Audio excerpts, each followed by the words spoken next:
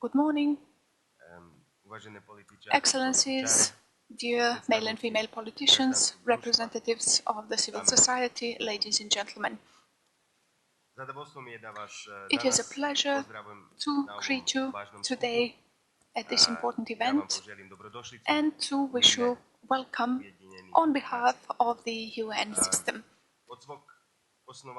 Since its establishment in 1945, the UN has been committed to the respect of equal rights for all, promotion of social advancement, improvement of living standard, and more freedoms.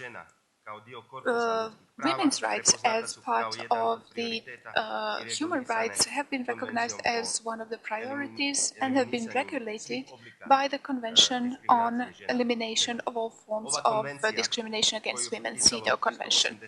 This is the convention signed by 186 countries, including Montenegro,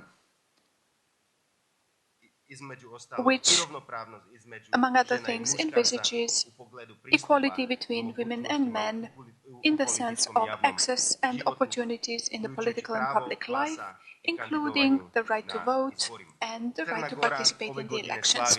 Montenegro is celebrating this year 70 years since suffrage rights for women. It is symbolical that this year the Montenegrin election law for the first time introduced quota as an affirmative measure to enhance women's participation in politics. What has taken place in the meantime? First of all, legal and political frameworks have been set up for enhancement and protection of civil, political, economic and social rights of women. Secondly, a number of women are now participating in decision-making processes in the representative bodies, in the executive and the judiciary. However, Montenegro, just as the rest of the countries in the region, has not achieved the gender balance in the high-level decision-making bodies. According to statistics, in Montenegro there are only 11% of women in the parliament, slightly more in local parliaments, 12%, whereas in the government there is only one woman leading a ministry. Unfortunately, this is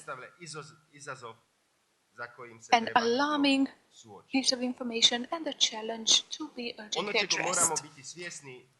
We need to be aware that more participation of women in public life cannot be achieved exclusively by increasing the number of women in visible and responsible positions. This is a lengthy and demanding process where policymakers need to be decisive and need to agree that it is necessary to implement and consistently apply measures promoting gender equality.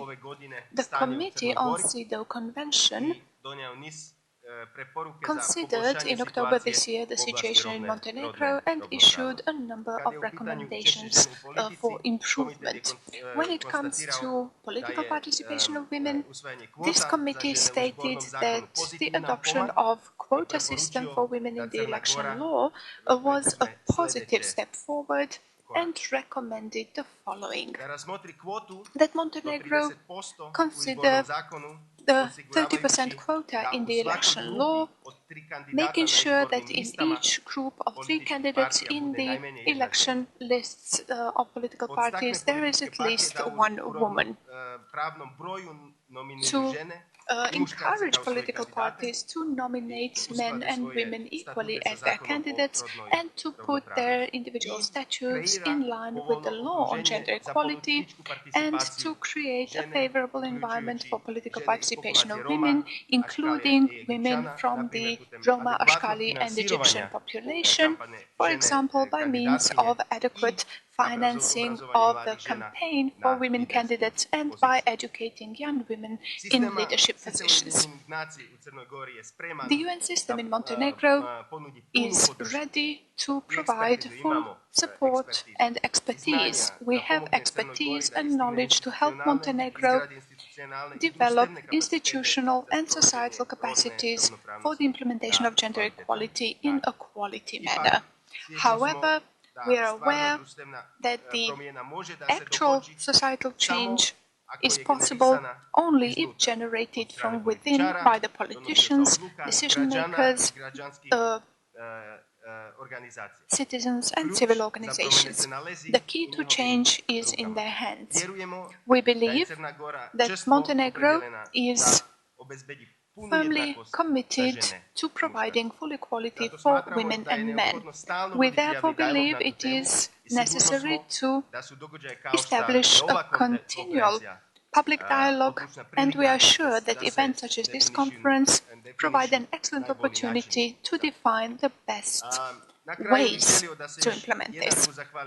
Lastly, let me thank all the partners involved in the preparation and implementation of this conference, the EU delegation, the Ministry of Human and Minority Rights, UNDP, OSCE, and UN Women. Once again, I would like to thank you for joining us. We are happy to be part of this process, and we wish you fruitful work and a good atmosphere throughout your conference.